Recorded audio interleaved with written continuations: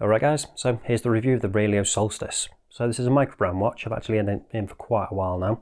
Sorry about that, Relio. Finally getting around to doing it now. But like I say, been trying it out for quite a bit. I was sent the watch for free, so full disclosure there. But as always, you know the score. It's not going to change the way I do my reviews. Going to keep it 100% honest all the time, no matter what.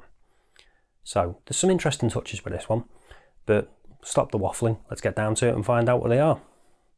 So here it is. Here's the box you get in him. That pretty cool Relio logo with the R and then the bird in it.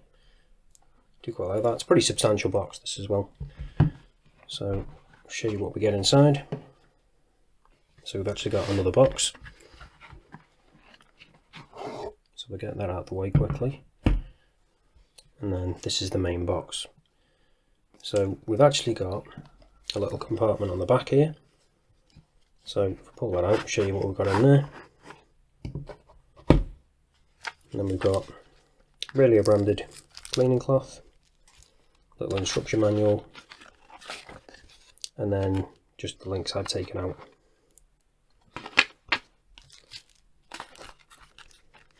So I'm assuming there might be a few other bits in there, but because this was like a review piece, that's all I've got. And then this bit lifts up, and then we've got the watch. Before we get into that, we've actually got a couple of little pockets either side here.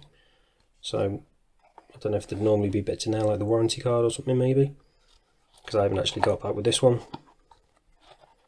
And then with the warranty on this, it's a 2-year warranty. So that's pretty much it for all that. It is a really nice box though, to be fair. Suede finish. So here's the watch itself. And it is a really good looking piece, this one. So this is actually the teal colour dial. They do actually do a red one as well, which is also really nice. I'll probably leave pictures on screen for that one, so you can see what that's like. So I just think they're really classy looking pieces. And then we've got some really interesting touches, as I said. So that case design on the side, I do really like that. Like the slightly recessed bit with the, I think it might be bead blasted inside. Does look good. Contrasts well with the rest of the case. Got that polishing on the side. Just on those little accent bits around the edge, and then the rest of it's just brushed.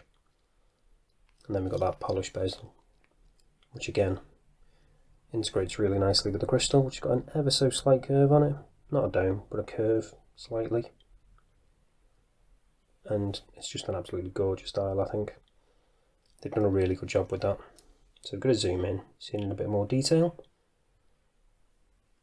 So we've got those indices which are all applied. And I do like the way they've cut them, like on an angle, so they're almost like sword blades. Just an interesting touch.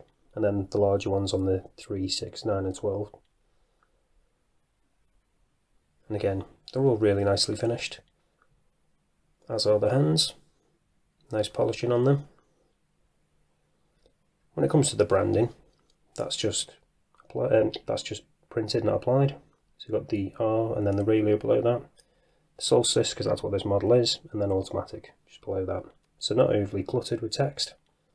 Nice proportions on the hands. And then that lovely dial with the sunburst on this one, teal, but like I say, also with red as well.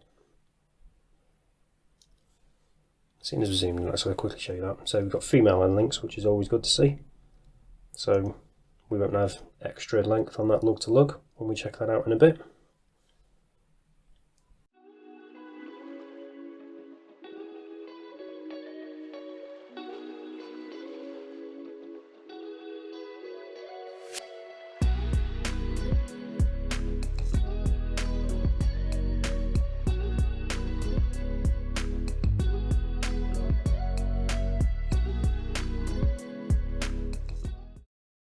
And then as for the rest of the bracelet, it's fully brushed H-link bracelet with a really nice clasp with the Relio branding. Plenty of micro adjust there, so you'll definitely be able to get this size perfectly. So we've got the double pushers, fold over, milled clasp. And then if I get a zoom in on this case back, we've actually got display case back there as well, and that's the Miyota 9039. So this is the no date version of the 9015, because obviously this doesn't have a date window, so they've gone with the specific no date version of the movement, which is always good. So we've got sapphire crystal, Relio stainless steel, and we've only got 100 meter water resistance, but I think for the style of watch that's not too bad. And then we've got solid end links on that. The screw down case back. So seeing as we're talking about that movement, I'll quickly flick it back around and then I'll show you that in action. I'm going to zoom back out actually. So we've got screw down crown, which is actually signed again with that R. So the one position, pop it out, second hand stops, so we've got hacking, and then obviously we can just change the time. Pop it back in, second hand re-engages. So now let's get on to the measurements on this. So we've got a thickness of 11.8, got a lug width 20, diameter of 38, which is nice. And then again, with those female end links, the lug to lug is the same as the actual lug to lug. No protrusion from those end links, and that's coming in at 46.3, so really nice and compact. So now let's test whether we've got sapphire crystal like they say. Using the trusty diamond selector 2. And yep, we have got sapphire crystal. So let's quickly test the back as well.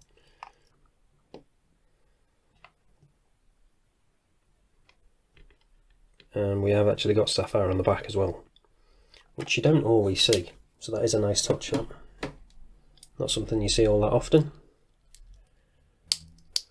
So now let's see what the loom's like on this. So you can see we've got a little bit there already, but let's charge it up, give it a proper chance.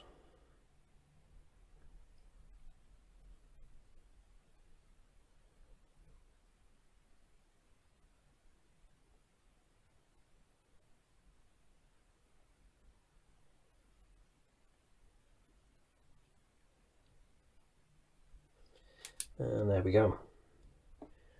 So we've got that nice ice blue with that BGW9, and it is really evenly applied, no patchiness at all. Really impressed with the loom on this. Far better than I was expecting, especially given how slim those indices are, and the hands too. But it lasts a really good amount of time. Can't fault this at all. So all it's left to do now is show you what it's like on wrist, and then we'll wrap this up. So this is what it looks like on my 7-inch wrist, and I think it is a really good looking piece, absolutely beautiful.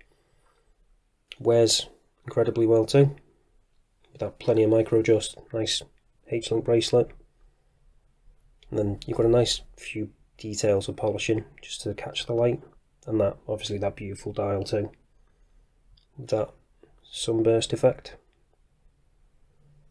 So I'm really impressed with this one. I can't really fault it at all.